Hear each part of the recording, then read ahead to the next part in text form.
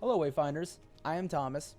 I'm here to show you guys a heroic kyros build that I've been working up. It's still not complete, but I wanted to get something out there to kind of just show what I've found and show what I've been working on with him, because I feel like I've done quite a bit with him, and I've been able to really push his damage potential and whatnot. And I know a lot of people are probably going to be getting heroic kyros, and they're going to be getting the epitaph, and they want to know how good he is, and they want to know what to build on him and mistakes not to make that I feel like I've made when building him, so you don't do the same and you can have an even better experience than me potentially.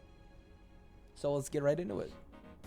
So the best stats in my opinion that you should be running on kyros are ability power, critical rating, and critical power to be your number 3. There's always 3 stats you should be running, and your top ones are going to be those 3. Ability power being your number 1 priority to get up as high as you can. I've seen people with 10k ability power.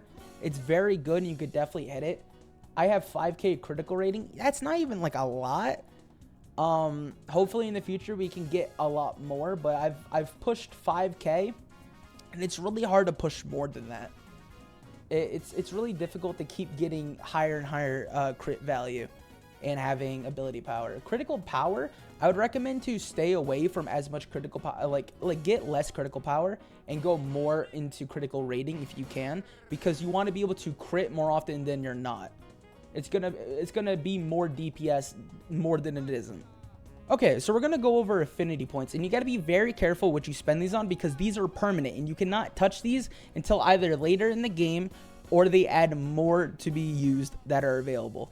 So right now you got to be very careful not to waste up your points, because you won't be able to get all your intrinsics right away. If you're not careful, you won't be able to unlock all the best perks that are on here. Now, personally, I went Ultimate Orb. Each arcane fragment that is consumed by Savage Rake will slightly charge your ultimate meter. That is very strong because arcane fragments are easy to get, and you're going to be gaining ultimate pretty quickly. And Ultimate Focus, hits against a target with Arcane Focus will slightly charge your ultimate meter. This is phenomenal with your mark, and I'll get over to why that is so good when we go over the abilities. So if you want to know, then skip to the ability section. But for now, this is very strong, and I highly recommend this. Discipline, increasing damage dealt after using an Arcane Fragment for 5%, for 5 seconds, stacking up to 3 times. That is also very strong. This is a flat damage increase on everything, and if you get all 3 of your arcane fragments and you farm them up, that is a 15% increase to damage to everything, which is very, very powerful. And then the second part, which I don't think is like that amazing, is decrease incoming damage after using arcane fragments by 3% for 8 seconds, stacking up to 5 times. I don't think it's that good, personally. I don't think it's like anything too special. What I would recommend is going Infused Orbs. Grants 50% chance to gain an Arcane Fragment when picking up an Innervation Orb. This is very strong. If you can get orbs to spawn, this is a very strong mechanic, because you will constantly have Arcane Fragments. And increase maximum possible Arcane Fragments by 2 up to 5. So instead of having 3 in total, you'll have 5. This is also very strong, but it's not entirely needed at the moment. That's why I went with Vicious Rake and Infused Orbs for now. In the future, if you can get this as well, this is going to be extremely strong with this. But for now, it is what it is. We got what we got. And later, he will be tankier too, which will be very nice, because kyros has a lot of issues with survivability. But we'll get over to ways to fix that. So your Epitaph. Your Epitaph is your weapon that you get when you get Heroic Kyros. It's the weapon I've been using. It's a very strong weapon. You just want to max it out completely. It doesn't really matter what you put on it, just max it out. It's a very strong weapon. I've been using it. It does a lot of damage, and the ability on it is actually pretty strong. Okay, we're going to talk about artifacts. Artifacts are very important to your Wayfinder, and the stats they give you are very, very important. So what I like to go with is the Remnant Enforcer Bracer, which can be dropped off of Riven, which I have a previous video on how to cheese him if you wanted to use that, which is a very strong artifact for him, because it just gives him ability power and critical rating. Like, those are literally just stats you need, and that's very strong. Spider Fang is also a very nice artifact. It is a critical power, ability power, critical rating one. It is very strong because of the stats it's also giving you. And my third one at the moment is Mystic Focus. But I would recommend replacing it for the dual set for this one. So the dual set for this is the Remnant Prayer Totem. The dual set for this is very strong. It gives you total critical rating and ability power. If you can get this at a higher level, which you can if you kill the first Echo, this will be a very strong piece for your build, and I highly recommend it. The issue is killing her is really annoying by yourself at higher levels, but with this build, you won't need it yet, so I would recommend replacing this for the Remnant Prayer. Okay, so we're going to talk about Echoes. Echoes are very important for your character's stats and overall power. I would focus mainly critical rating and ability power on all of your Echoes. You don't want weapon power. You don't want critical power on really any of your Echoes unless you get like a double Echo like this one. But mainly ability power and critical rating are your main two stats you want to focus. That's pretty much what all of mine are. I'm going to quickly just scroll through all of them if you would just want to see what their names are. This is my best Echo, the Tiding Echo. This is a very strong Echo. This was just a random drop. It was just off one of the little void spiders that you can find hanging around. The gloom spiders. It's just one of the small ones that are just like trash mobs that you can kill. I got very lucky with this one. If I can get more of these, I would absolutely love it. But like I said, I'm a little unlucky at the moment. And we got 2 boss Echoes that are very, very important to use. I don't remember where this one came from. I wish I could tell you, but I do not. And I can't find anywhere where this one came from. I am sorry, but this is a 30 plus 30 to max stamina. This will save your life in a lot of fights. I highly recommend finding this, farming it, and using it. This will save your life. I promise you. Stamina is a very difficult thing in the moment at the game. It's very hard to get in and out. It's very hard to stay alive. But this, it helps you stay alive by like 10 times. There are so many boss fights, for example, the world boss, that have giant AoEs, and sometimes you're just one dash short to get out, you know? And that will save your, team some time to instead of them rezzing you when you're constantly on your ass. Less time on your ass is more DPS, and more DPS for the full team. Very strong. The first Echo is your second boss Echo that we were using. Since you have 2 boss slots in this, you might as well take advantage of them. The first Echo storyline bosses you will fight if you just keep progressing the story. This Echo is very strong. Double jumping while in combat gives you a 10% increased resilience, weapon power, and ability power for 10 seconds for all you and your nearby ally Wayfinders for 45-second cooldown. This is a very strong Echo. I highly recommend it. 10% to resilience, weapon power, and ability power for your whole team is very, very, very strong. And you can't really go wrong with just helping out your team and buffing them, right? You really just can't go wrong. These are Kyros' abilities. He has a lot of good abilities, and honestly, I wish you could put more skill points into him, because man, his abilities do wonders if you can have all of his skill points. Sadly, you are stuck to 7 at the moment, so use them wisely, but these are resettable, so you don't have to feel too afraid to reset these. You can always change them around in the future if you don't like this build, or if you find a different build in particular. What I prefer to do is I like to use Savage Rake as a main damage ability, so I like to go full into Savage Rake. If you don't like the survivability at the bottom at level 3, you can take it out, but the heal from it is so strong. You will be healing a ton with each hit. Like, you'll be healing around like 200, 300 HP, and you don't have a lot of HP. You have a maximum, at least mine has a maximum of 1,000. So you can go right up back with the full pretty quickly just by using that. So his health potion economy is very good. Survivability is pretty decent with this. His Siphon Radiant. This is his giant AoE suck that he does. And this is a very, very, very strong ability. The reasoning why is because it's an AoE damage dealing ability. It doesn't do a crazy amount of damage in higher levels, but the cooldown reduction is why I put the first point into it. It's because it's so strong. Because when you use Arcane Focus, which is one of his main damaging abilities and one of his best abilities, when you use his Siphon, his Radiant Siphon, it gives you half of it back. So you can instantly pretty much get your Arcane Focus back immediately after using it, which is so strong. then that's why it's so good with his affinity, because you'll be constantly having it up. So you can constantly pump out ultimates. And that's why that is so strong.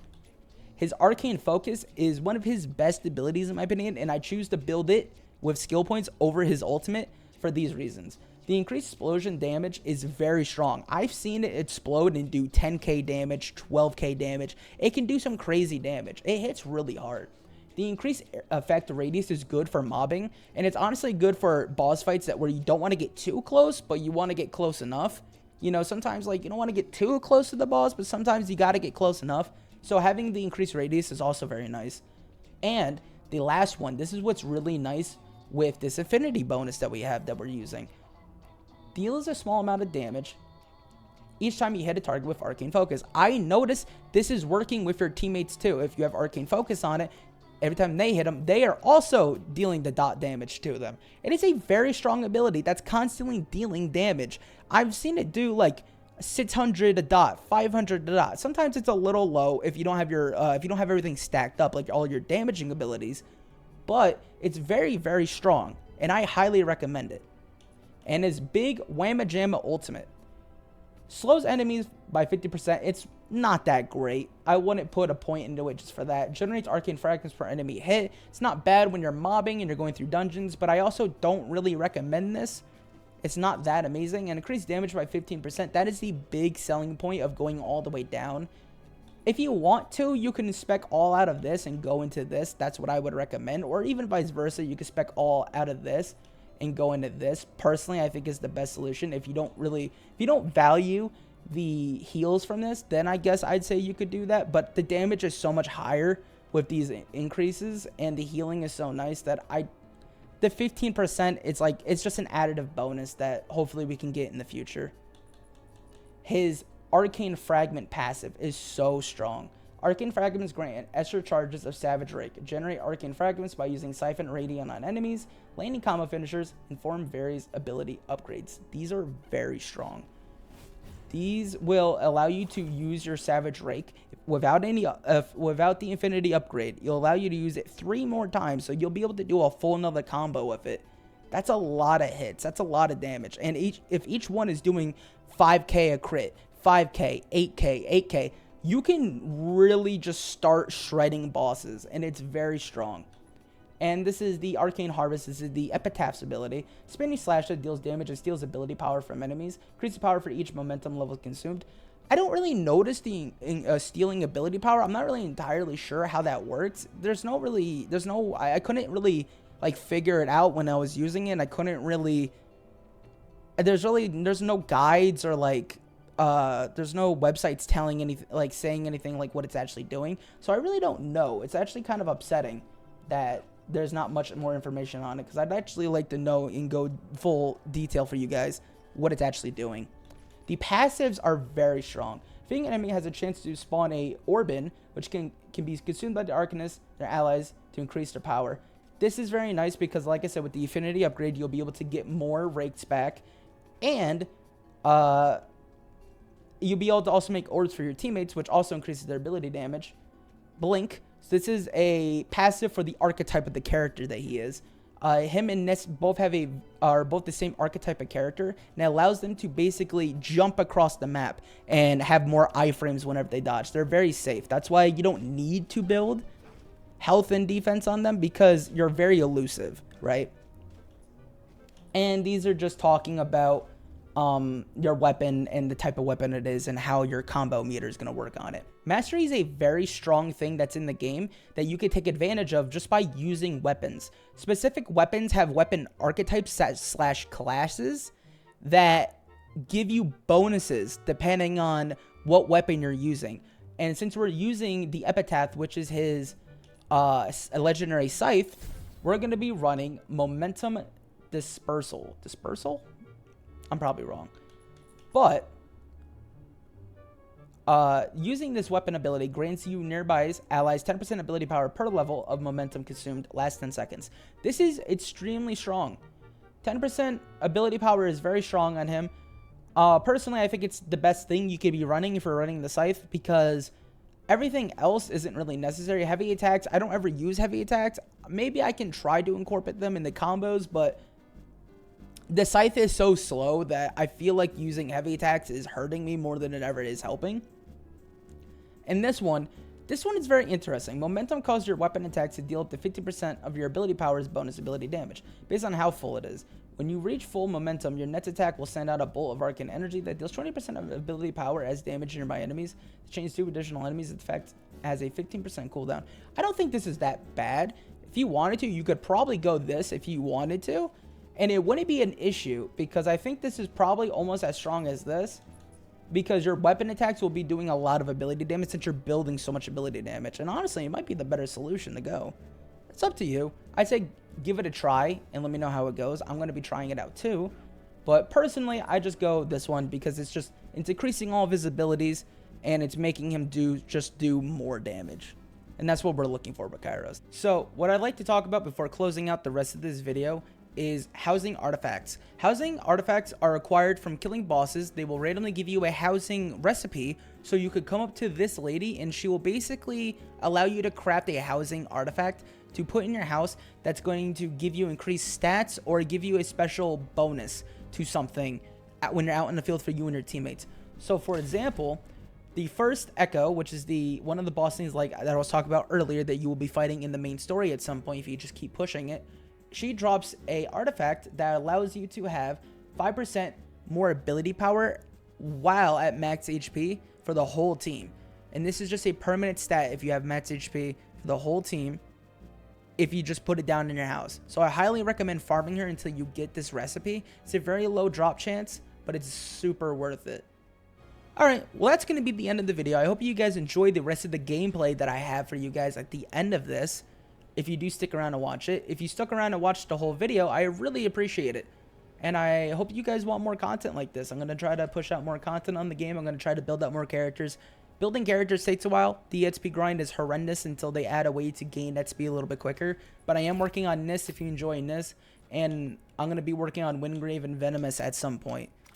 So if you're looking forward to more character guides and more of my take on characters, then I hope you decide to subscribe and tell me you guys liked my content.